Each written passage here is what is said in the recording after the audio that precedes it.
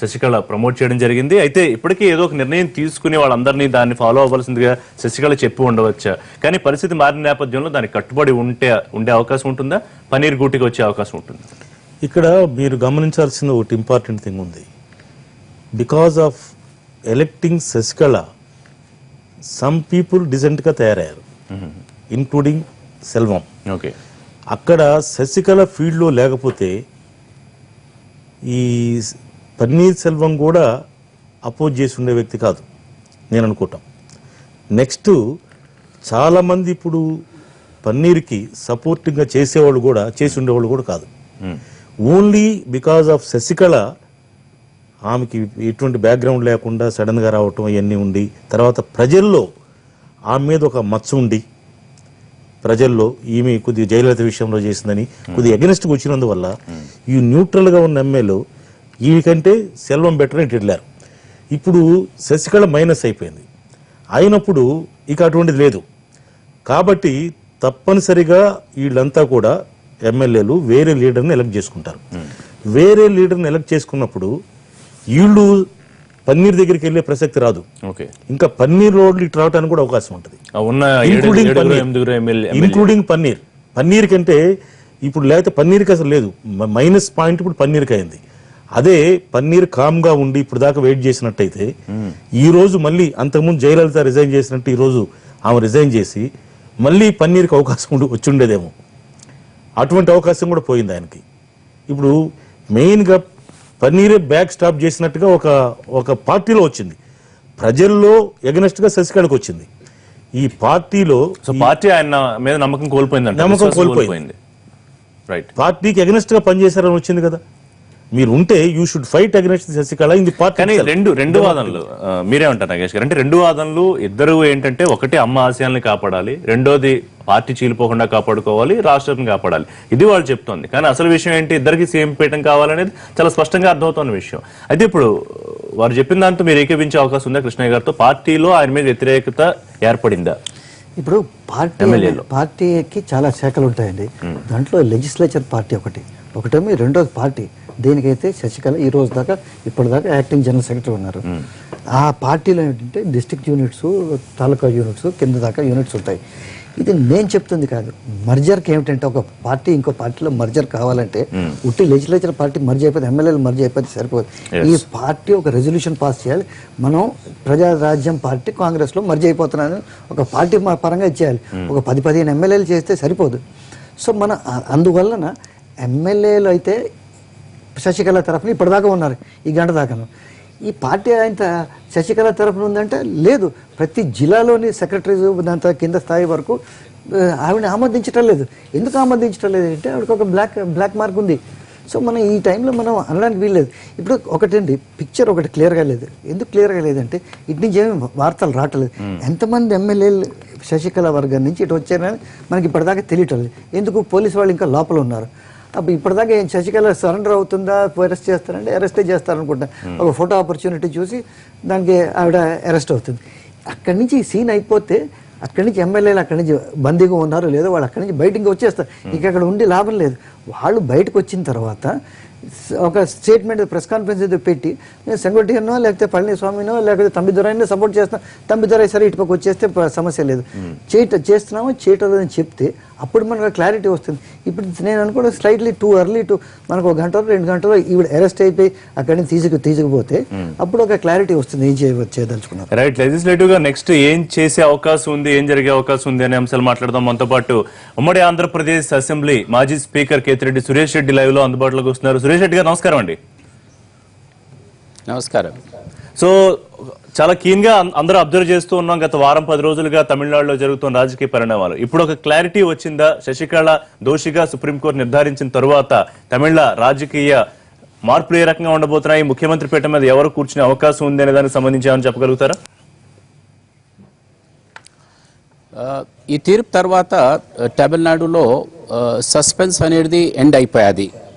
అయితే 2 ప్రధాన నిర్ణయాలు కావాలి అక్కడ. ఒకటి రాజ్యాంగపరమైన నిర్ణయం, అది గవర్నర్ గారు తీసుకొని వారి నిర్ణయాన్ని ప్రకటిస్తారు.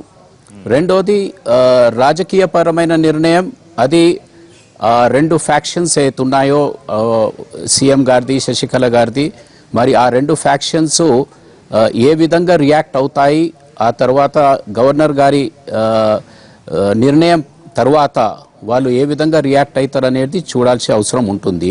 ప్రధానంగా లెజిస్లేచర్ పార్టీ వాళ్ళ నిర్ణయము, మెజారిటీ మెంబర్స్ నిర్ణయం అనేదే డెఫినెట్లీ ప్రివేల్ అవుతుంది అనేది నా అభిప్రాయం. సో అంటే మీ అంచనా ప్రకారం ఇప్పుడు ఎమ్మెల్యేలు శశికళ శిబిరంలో ఎవరైతే ఉన్నారో 119 మంది ఎఫిడవిట్ ఏదైతే ప్రభుత్వ న్యాయవాది అందించారో ఆ 119 మంది బలం ఉంటే కనుక ఇబ్బంది ఉండకపోవచ్చు. కానీ అందులో పన్నీర్ సెల్వం వైపు వచ్చే అవకాశం కనుక ఉంటే, ఒకవేళ నంబర్లో కనుక డిఫరెన్స్ వస్తే కనుక ఏం జరిగే అవకాశం ఉంటుంది? డెఫినెట్లీ అప్పుడు స్ట్రెంగ్త్ ఎవరిది ఉందనేది గవర్నర్ గారి నిర్ణయంపై ఆధారపడి ఉంటుంది. వారు ప్రకటిస్తారు ఆ సంఖ్య బలం అనేది ఏ విధంగా ప్రూవ్ చేసుకోవాలనేది. ఒకటి, గవర్నర్ గారికి మళ్ళీ సిగ్నేచర్ క్యాంపెయిన్ ద్వారా ప్రస్తుతం ఆ ఆల్టరేషన్స్ ఇక్కడ ఎమ్మెల్యే అక్కడ ఎమ్మెల్యే ఇక్కడ అయిన తర్వాత ఫైనల్ ఫిగర్స్ ఆ 2 గ్రూప్స్ నుంచి గవర్నర్ గారు ముందు ఏ విధంగా ప్రజెంట్ చేస్తారనేది ఒకటి చూసి we have to wait and watch. రెండవది, ఒకవేళ ఫ్లోర్ పైనే మీరు స్ట్రెంగ్త్ ప్రూవ్ చేయండి అని గవర్నర్ గారు నిర్ణయం తీసుకుంటే అప్పుడు ఫ్లోర్ పైన వాళ్ళు నిర్ణయం తీసుకునే అవకాశం ఉంటుంది. అయితే ఏది ఏమైనప్పటికీ కూడా ఒకటి ఫస్ట్ ఇంపాస్ అనేది ఎండ్ అయ్యాది. నా ఒపీనియన్లో అంటే ఈ పరిస్థితికి రావడానికి మెయిన్ కారణం శశికళ గారు కొంచెం ఓపికతో ఉంటే బాగుండేది. వెన్ ద మ్యాటర్ వాజ్ సబ్జ్యూడిస్, కోర్టులో పెండింగ్ ఉన్న సమయంలో ఆ నిర్ణయం కొరకు వేచి ఉంటే ఈ పరిస్థితి అయ్యేది కాదనేది నా opinion. But anyway it's over, వాళ్ళు ఒక నిర్ణయం తీసుకున్నారు. బట్ పొలిటికల్ టర్మోల్ మాత్రం అన్నా డిఎంకే పార్టీలో చాలా బలంగా కనిపిస్తుంది. సో ఈ the next couple of hours, రాబోయే 2-3 గంటల్లో మరి ఏ దిక్కు వెళ్తుంది అనేది మనం వేచి చూడాలి. రైట్. పన్నీర్ సెల్వం ఎప్పటివరకు చెబుతోంది తన రాజీనామా బలవంతంగా చేయించారు అనే అంశం. కానీ టెక్నికల్ గా చూసుకుంటే ఆయన రాజీనామా చేయడం, దాన్ని గవర్నర్ గారు ఆమోదించడం అన్ని జరిగిపోయాయి. సో ఒకటి టెక్నికల్ గా దాన్ని రివోక్ చేసే అవకాశం ఉంటుందా, ఉండదా? లేకపోతే ఆ బలవంతపు రాజీనామా అనే అంశం పరిగణలోకి తీసుకోవాల్సిన అవకాశం ఉంటుందా? అసలు ఏ ప్రాతిపదిక ప్రకారం బల నిరూపణ కోసం గవర్నర్ గారు పన్నీర్ సెల్వాన్ని అడగాల్సిన పరిస్థితి ఉంటుంది? వెల్, ఫైనలీ పార్లమెంటరీ ప్రజాస్వామ్యంలో ఇదంతా నంబర్ గేమ్ కాబట్టి ఎవరికి నంబర్స్ ఉంటాయో ఆ నంబర్తోని మళ్ళీ ఒకవేళ పన్నీర్ సెల్వన్ గారికి నంబర్స్ పెరిగిపోతే డెఫినెట్లీ ఈ can stay claim and governor గారు కూడా ఒబ్లాజ్ అయి వారిని పిలిచే అవకాశం ఉంటుంది. ఇప్పుడు మారిన పరిస్థితుల్లో ఒక క్యాంప్ నుంచి ఇంకో క్యాంప్, ఈ క్యాంప్ నుంచి ఆ క్యాంప్ అనేది కూడా ఎక్కువ సమయం ఇచ్చినా ఈ హార్స్ ట్రేడింగ్ ఇంకా ఓవరాల్ మంచిగా రిఫ్లెక్ట్ కాదనేదే నా ఒపీనియన్. ఏ నిర్ణయం తీసుకోవాలన్నా ఈ రోజు రేపటి వరకు పూర్తి చేసుకుంటే ఈ హార్స్ ట్రేడింగ్ అనేది కూడా ఆగిపోయే అవకాశాలు ఉంటాయి. లేకుంటే ఇంకా పరిస్థితులు ఇంకా డైల్యూట్ అవుతూ ఉంటాయి, కాంప్లిసిటీ పెరుగుతూ పోతుంటుంది. అండ్ లీగల్గా మాత్రం చాలా క్లారిటీతో ఉంది రాజ్యాంగం. దీంట్లో పెద్ద ఇబ్బంది పడే అవకాశమే లేదు, పరిస్థితే లేదు. ఎందుకంటే ఆ లెజిస్లేచర్ పార్టీలో ఆ 2 వేరింగ్ గ్రూప్స్లో ఏ గ్రూప్కి ఎక్కువ సంఖ్యతో ప్రస్తుతం మారిన పరిస్థితుల్లో ఎవరు ఎక్కువ సిగ్నేచర్స్తో లేకుంటే ఎవరు గవర్నర్ గారు ముందు ఎమ్మెల్యేస్ని ప్రజెంట్ చేస్తారో వారికే అవకాశం ఉంటుంది. ఆ అవకాశం, మొదటి అవకాశం అనేది ఎవరి సంఖ్య ప్రూవ్ చేసుకుంటున్నారో వారికి ఇస్తారు. అండ్ ప్లస్ దాన్ని శాసనసభలో ప్రూవ్ చేసుకునటానికి వారికి అవకాశం ఇచ్చే అవకాశాలు ఉంటాయి. సురేష్ రెడ్డి గారు, పొలిటికల్ గా ఒకసారి విశ్లేషించుకుంటే మీకేమనిపిస్తుంది మీ అంచనా? అంటే అన్నా డిఎంకే పార్టీ చీలిపోయే అవకాశం ఏమన్నా ఉందా రాజకీయంగా, ఎమ్మెల్యేల సంఖ్యాపరంగా కూడా చూసుకున్నా? It depends. ఒకవేళ ఒక గ్రూప్ స్ట్రాంగ్గా ఎమర్జ్ అవుతుందనే వాతావరణం ఒకవేళ కల్పిస్తే మెజారిటీ సభ్యులు అక్కడికి వెళ్ళిపోయే అవకాశం ఉంది. ఎందుకంటే 2 గ్రూప్స్ కూడా ఫైనల్గా వారి జయలలిత గారి నాయకత్వం పైనే వారు ముందుకెళ్తున్నారు. ఎవరు కూడా విభేదించడం లేదు. పోతే ఈ మారిన పరిస్థితుల్లో ఒకవేళ జయలలిత గారిని వారి లెగసీని ఇంకా బతుకుంచాలని భావిస్తే తప్పనిసరిగా ఎక్కువ సంఖ్య సభ్యులు ఒకే వైపు పోయే అవకాశం ఉందనేది నేను భావిస్తున్నాను. అది ఎటువైపు పోతారనేది బహుశా ఒక 1-2 అవర్స్లో మనకు ఏర్పడే అవకాశం ఉంది. అంటే ఇప్పుడు తమిళనాడు ప్రజలంతా పన్నీర్ సెల్వం వెనకాల ఉన్నారనో, లేకపోతే ఆయనకి సానుభూతి వర్కౌట్ అవుతోందనో, లేకపోతే నెటిజన్ల మద్దతు, ప్రముఖుల మద్దతు లభిస్తోందనే అనే కారణం ఇన్ఫ్లుయెన్స్ చేసే అవకాశం ఏమన్నా ఉంటుందని భావిస్తున్నారా ఎమ్మెల్యేలని? అండ్ మోర్ ఓవర్ జయలలిత 2 సార్లు సంక్షోభంలో ఉన్నప్పుడు ఆయన ముఖ్యమంత్రిగా కూర్చోబెట్టారనే పాయింట్ కూడా.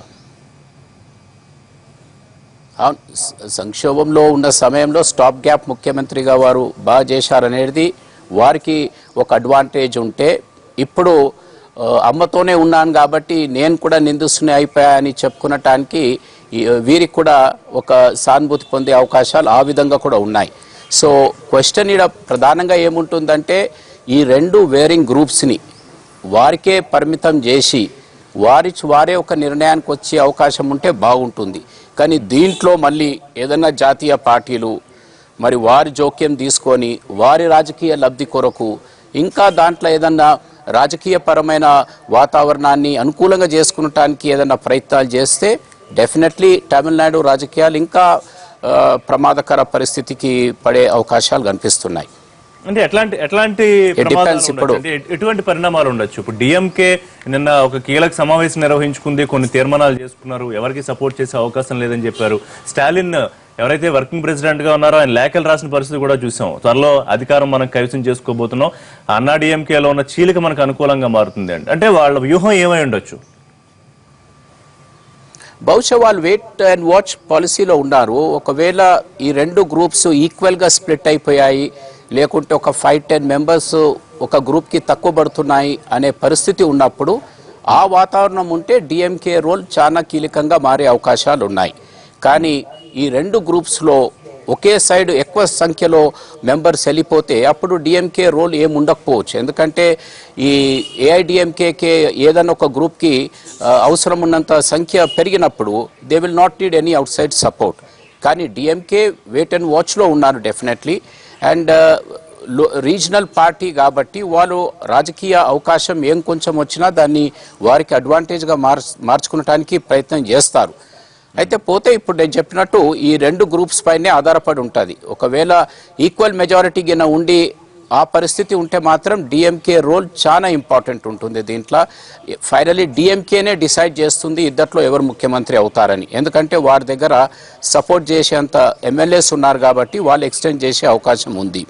కానీ నా ఫీలింగ్ ఇప్పుడున్న వాతావరణం చూస్తూ ఉంటే ఎమ్మెల్యేస్లో కూడా ఒకసారి మళ్ళీ పునరాలోచన చేసుకొని బహుశా ఎటువైపు అన్న ఒక వైపుకు వెళ్ళిపోవాలనే అభిప్రాయం వస్తుందనేదే ఎమర్జ్ అవుతుందని నేను ఎక్స్పెక్ట్ చేస్తున్నాను.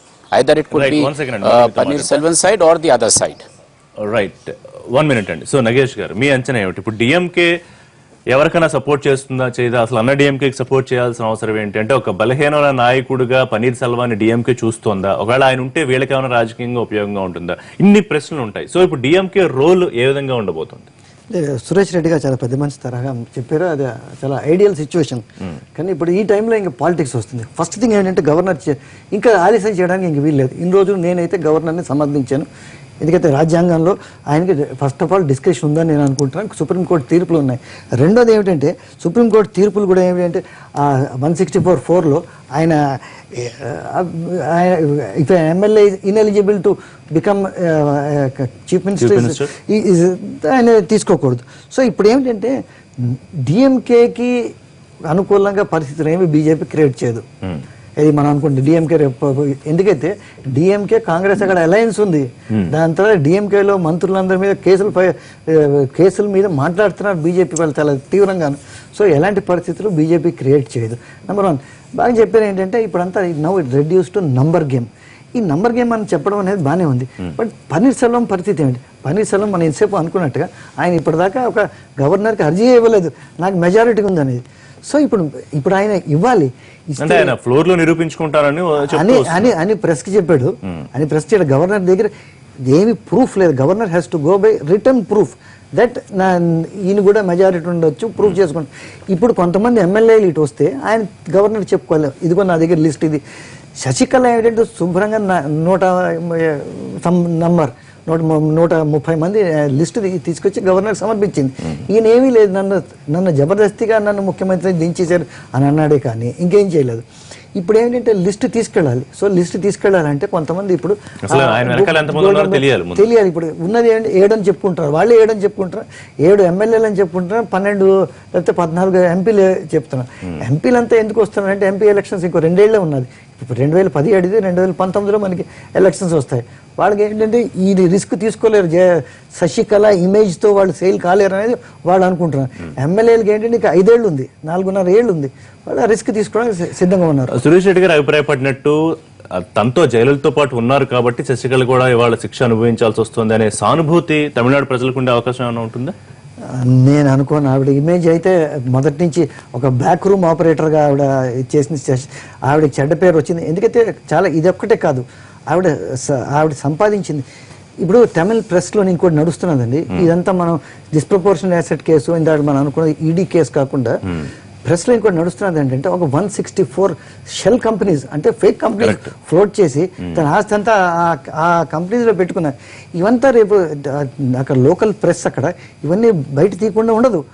సో ఎట్లాగ వీళ్ళంతా ఇంకా సేల్ అవుతారు ఆవిడ దీంతో. సో అక్కడ జయలలిత కార్డు వర్క్ కాదు. ఈవిడ ప్రెస్ కాన్ఫరెన్స్ పెట్టినప్పుడు జయలలిత ఫోటో పెట్టుకుని ప్రెస్ కాన్ఫరెన్స్ అడ్రస్ చేస్తున్నాను. ఈయన కూడా పన్నీర్సెల్వం కూడా ప్రెస్ కాన్ఫరెన్స్ కానీ ఏదైనా మీటింగ్ పెడితే జయలలిత. సో జయలలిత ఎవరు సక్సెసర్ అనేది అది ఇంకా అది డిసైడ్ కాలేదు. సో ఇప్పుడు ఈవిడ జైల్లో వెళ్ళిపోవడంతో ఈవిడ కొంచెం వీక్ అయిపోయింది కేసు. అక్కడ పన్నీర్సెల్వం స్ట్రాంగ్ అయ్యాయి. బట్ ఈ ఎమ్మెల్యేలు మన థియరీలు ఎమ్మెల్యేలు నమ్ముతారా, నమ్మి ఇటుపక్క వస్తారా అనేది చూడాల్సింది. కృష్ణ గారు, ఈ అన్సర్టన్ సిచ్యుయేషన్ లో ఎమ్మెల్యేల కొంచెం మానసికంగా వీక్ అయ్యే అవకాశం ఎంతో కొంత ఉంటుంది కాబట్టి దాన్ని పన్నీర్ సెల్వం తనకు అనుకూలంగా మార్చుకునే అవకాశం ఎంతవరకు ఉండే అవకాశం ఉంది? ఖచ్చితంగా వాళ్ళు కొంత సందిగ్ధంలో అయితే ఉండే అవకాశం ఉందా?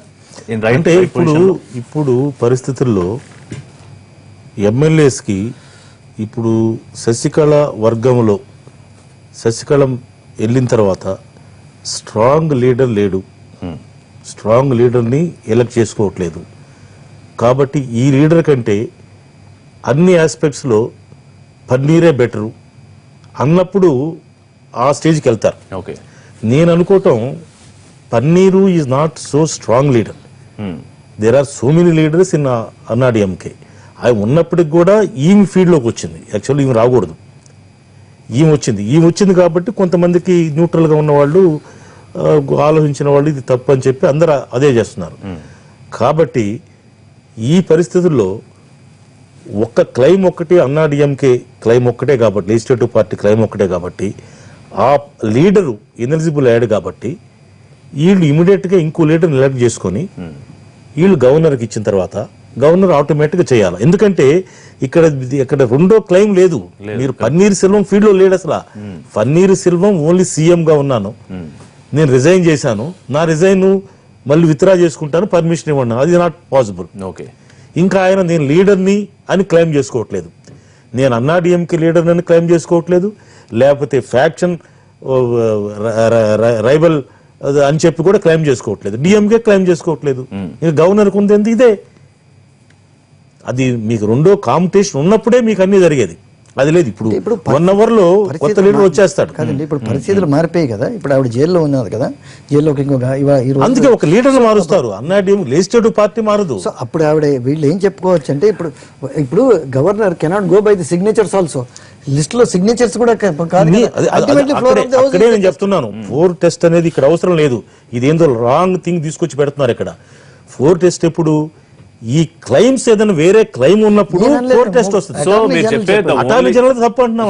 ఓన్లీ ఆప్షన్ ఏంటంటే ఇదిగో ఇతను మా నాయకుడు అని లెజిస్లేటర్ పార్టీ ఎవరినైతే చూపిస్తే వాళ్ళని గవర్నర్ గారు పిలవడం తప్ప వేరే లేదు. సురేష్ రెడ్డి గారు అంతేనా? ఇంకా రైవల్ క్లైమ్స్ ఉంటే తప్ప అదే there is no other alternative. ఇప్పుడు ఈ చేంజ్ పొజిషన్ లో లాస్ట్ లెటర్ గవర్నర్ గారికి ఇచ్చారు, శశికళని లీడర్ గా ప్రకటిస్తూ వాళ్ళ లెజిస్లేచర్ పార్టీ లెటర్ ఇచ్చారు. ఇప్పుడు సుప్రీంకోర్టు వర్డిక్ తర్వాత ఆ లెజిస్లేచర్ పార్టీలో ఉన్న సభ్యులు మళ్ళీ కూర్చొని ఈ చేంజ్ సినారియోలో ఆల్టర్నేట్ లీడర్ని సెలెక్ట్ చేసుకొని అదే సంఖ్యతో వాళ్ళు గవర్నర్ గారికి లెటర్ ఇస్తే డెఫినెట్లీ గవర్నర్ గారు will be oblige to call the leader and ask him to prove his strength on the floor of the house. అయితే ఇక్కడ ప్రధానమైన క్వశ్చన్ ఏంటంటే will they keep the flock together? రాజకీయాలంటే musical chairs లాగా మారిపోయాయి ఇప్పుడు. Political situation లో చిన్న అనుమానం అంటే ఇప్పుడు ఎవరైతే ఎమ్మెల్యేలు మా శాసనసభాపక్ష నేత ఎన్నుకున్నాము అని రిప్రజెంట్ చేస్తే వాళ్ళని నేరుగా ప్రభుత్వం ఏర్పాటు చేయడానికి ఆహ్వానించాలా, లేకపోతే బల నిరూపణ అడగాల్సిన అవసరం ఉంటుందా? అంటే దీంట్లో ఈ ఉన్న సిచ్యువేషన్లో గవర్నర్ గారు ఆ లేఖను మీరు అన్నట్టు ఇప్పుడే చెప్పారు కదా, అథెంటిసిటీ ఆఫ్ సిగ్నేచర్స్ అంటే ఆ ఎమ్మెల్యేల సిగ్నేచర్స్ జెన్యూనిటీని కూడా ప్రశ్నించే లేకుంటే శంకించే పరిస్థితి అక్కడ కనిపిస్తుంది. కాబట్టి ఇక్కడ 2 ఆప్షన్స్ ఉంటాయి. ఒక కొత్త లీడర్ని ఎన్నుకొని ఆ ఉన్న ఎమ్మెల్యేస్ అంతా కూడా గవర్నర్ గారి దగ్గరికి వెళ్ళి కలిసి లేఖ ఇవ్వటం ఒకటి, లేదంటే లేఖనే గవర్నర్ గారికి ఇస్తే ఆ లేఖను గవర్నర్ గారు రివ్యూ చేసిన తర్వాత, పరిశీలించిన తర్వాత గవర్నర్ గారు నేరుగా వాళ్ళను లెజిస్లేచర్కి పిలిచి ప్రూవ్ యువర్ మెజారిటీ అని అడగటానికి అవకాశం ఉంది. లేకుంటే ఇన్ కేస్ అంటే this is just loud thinking అనుకోండి, ఒకవేళ ఇది సిగ్నేచర్స్ పైన కూడా కొన్ని ప్రశ్నలు లేవనెత్తే పరిస్థితి ఉంటే then the governor is obliged, the honourable governor is obliged to check the veracity of the signatures. అయితే ఇప్పుడు అన్నా డిఎంకే లెజిస్లేచర్ పార్టీ ఏం నిర్ణయం తీసుకుంటుంది అనేది మనం వేచి చూడాలి. If they all sit together and elect a leader and give it to the governor, then issue should not be a problem. This అంటే ఇది నా ఒపీనియన్. సీఎం కావాలని పార్టీని రాష్ట్రాన్ని కాపాడుతానంటున్న పన్నీర్ సెల్వం చేతుల్లో ఇప్పుడు ఏం లేనట్టేనా? డెఫినెట్లీ. అంటే ఇప్పుడు వారు మోరల్గా మాట్లాడుతున్నారు, కానీ ప్రధానంగా ఇక్కడ కావాల్సింది యాజ్ పర్ రాజ్యాంగం ప్రకారంగా నేను ఇప్పుడే చెప్పాను కదా, నంబర్ గేమ్ ఇది. అంటే ఎవరికి ఎక్కువ సంఖ్య ఉంటే వారిని పిలిచే బాధ్యత గవర్నర్ గారిపై ఉంటుంది. ఇన్ కేస్ ఎమ్మెల్యేస్ మారిన పరిస్థితుల్లో వారు మనసు మార్చుకొని పన్నీర్ గారి దిక్కు వెళ్తే definitely paneer can prove his majority. But ఆ వాతావరణం ఇంతవరకు ఇంకా బయటకు రాలేదు కదా. ఇప్పుడు పన్నీర్ సెల్వన్ ఓన్లీ ఏంటంటే అలిగేషన్స్ చేశారు, నన్ను ఫోర్స్ఫుల్గా రాజీనామా చేయించారని చెప్పారు. లేకుంటే వారు చెప్పిన దాంట్లో వాస్తవం ఉండొచ్చు, ఐఎమ్ నాట్ డిస్ప్యూటింగ్ దాట్. వారు పాపులర్ నాయకుడు కావచ్చు, I'm not disputing that. But governor గారి ముందు కావాల్సింది నంబర్స్ కాబట్టి how paneer can get the numbers అనేది ఇంపార్టెంట్. ఇప్పుడు పన్నీర్ నంబర్స్ని తీసుకొస్తాడా లేకుంటే ది అదర్ గ్రూప్ తీసుకొస్తాడా అనేది governor is waiting and watching. ఈ మొత్తం వ్యవహారంలో జాతీయ పార్టీల పాత్రని మీరు ఏ రకంగా చూస్తారు సురేష్ రెడ్డి గారు? మీ పార్టీ కాంగ్రెస్ పార్టీ కానివ్వండి, లేకపోతే కేంద్రంలో ఉన్న బీజేపీ కానివ్వండి, వాళ్ళ రోల్ ఎలా ఉంటుంది అనుకుంటున్నారు? లేదా ఎలా ఉంది గడిచిన ఈ మొత్తం మేము ప్రధానంగా మేము కేంద్రంలో అధికారంలో లేం కాబట్టి మా రోల్ ఏం పెద్ద ఇంపార్టెంట్ ఉంటుంది. We will only feel that చట్టం తన పని చేయాలి, రాజ్యాంగ ప్రొవిజన్స్ని గవర్నర్ గారు ఆ ప్రొవిజన్స్ ప్రకారంగా నడవాలనేదే కాంగ్రెస్ పార్టీ స్టాండ్ ఉంటుంది. బీజేపీ పార్టీ నేనంటే of course I can't comment, కానీ డెఫినెట్లీ వారు అక్కడ అధికారంలో ఉన్నారు కాబట్టి ఇంకా 2 సంవత్సరాల్లో తమిళనాడులో పార్లమెంటరీ ఎలక్షన్స్ రాబోతున్నాయి. సో వాళ్ళు వారి రాజకీయ హోం అడ్వాంటేజ్గా మార్చడానికి మరి ఏం ప్రయత్నాలు చేస్తారనేది అంటే కొన్ని ఇండికేటర్స్ కనిపించాయి నిన్న మొన్నటి వరకు. సో మరి వాళ్ళు కూడా టోటలీ యాజ్ పర్ కాన్స్టిట్యూషన్ వెళ్ళాలి అంటారా, లేకుంటే దాంట్లో కొంచెం ఏదైనా అడ్వాంటేజ్ ఉంటే దాన్ని ఉపయోగించుకుంటారా అనేది we have to wait and watch. Nagesh గారు, దీంట్లో పొలిటికల్ గెయిన్ తీసుకోవడానికి ప్రయత్నాలు ఖచ్చితంగా జరుగుతాయి కదా? డెఫినెట్లీ అండి. ఏ పొలిటికల్ పార్టీ గెయిన్ లేకుండా ఏ పని చేయదు, ఎస్పెషల్లీ ఇన్ పొలిటికల్ సిచ్యువేషన్. ఇప్పుడు కాంగ్రెస్ ఏంటంటే శశికళకి వ్యతిరేకంగా ఉన్నట్టుగా ఇండికేటర్స్ ఇచ్చింది. వాళ్ళు శశికళకి వెంటనే స్వేరింగ్ ఇచ్చేయాలని అలాగేం మాట్లాడలేదు. డిఎంకే కూడా వ్యతిరేకంగానే ఇచ్చింది. డిఎంకే కూడా పన్నీర్ సెల్వంకి అనుకూలంగానే మాట్లాడింది. ఇన్ఫాక్ట్ నిన్న మధ్యాహ్నం ఇదే సమయంలోని ఆయన స్టాలిన్ పన్నీర్ సెల్వన్ సెక్రటేరియట్లో కలుస్తారనేది. సో పొలిటికల్గా చూస్తే శశికళ వర్గానికి ఏ పార్టీ తరఫు నుంచి మద్దతు లేదు, బీజేపీ నుంచి లేదు, డిఎంకే నుంచి లేదు, కాంగ్రెస్కి లేదు. సో ఇప్పుడు ఏంటంటే ఈ నంబర్స్ గేమ్ అంటున్నామే. సురేష్ రెడ్డి గారిని ఇంకో అడగదలుచుకున్నాను. ఈరోజు పాసిబిలిటీ అంటే చాలా డిస్టింక్ట్ పాసిబిలిటీ, ఇదేదో వేగ్గా మాట్లాడలేదు. కొంతమంది ఇటుపక్క వచ్చేసారు అనుకోండి, సగం మంది ఇటు వచ్చేసారు అనుకోండి. ఇప్పుడు శశికళ వర్గాన్ని నుంచి సగం మంది ఇటు వచ్చేసారు అనుకోండి, ఎవరికి స్వేరింగ్ చేస్తారు? అప్పుడు ఎవరిని పిలుస్తారు? అప్పుడు అంటున్నాను, అప్పుడు మీరు ఏం చేస్తారు? అంటే ఇప్పుడు అన్నాడీఎంకే ఇప్పుడున్న శశికళ వర్గం ఒక లెజిస్లేటివ్ లీడర్ ని ఎన్నుకున్న తర్వాత జరిగే పరిణామం మీరు చెప్పేది.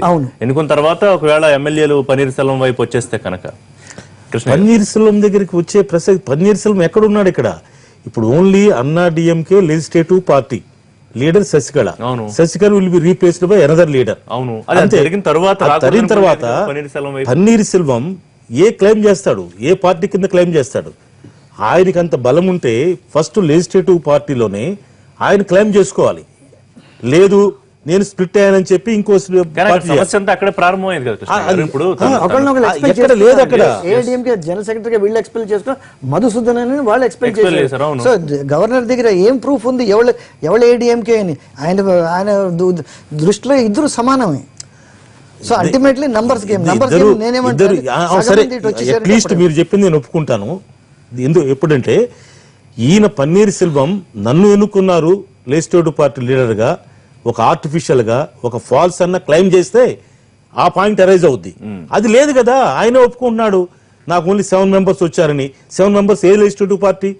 ఫస్ట్ ఇప్పుడు మీరు ములాయం సింగ్ కేసులో అతను ఏం చేశాడు? వాళ్ళ సన్ అక్కడ పార్టీని కాల్ చేసి పార్టీలో వాళ్ళని తీసేసి మొత్తం ఆక్యుపై చేశారు. మీరు ముందు అక్కడ చూసుకోండి. మీకు బలం ఉంటే అక్కడ చూసుకోండి. మీకు మీ ఫేవర్ లో ఎమ్మెల్యేస్ ఉంటే అక్కడ చూసుకోండి. అది లేకుండా మీ క్లైమే లేదు. ఇంకా రెండోది ఏంటంటే మేము స్ప్లిట్ అయ్యాము, మేము లేదు, మేము విత్డ్రా చేసుకున్నాం, మేము ఆల్ ఇండియా అన్నాడీఎంకేలో లేము అని చెప్పి గవర్నర్ చెప్పి వాళ్ళకి లేదు అన్నప్పుడు మీరు బల నిరూపణ చేసుకోమని అంటారు అప్పటికి. కాబట్టి ఇప్పటి వరకు సిచ్యువేషన్ లో there is no other party claiming the majority.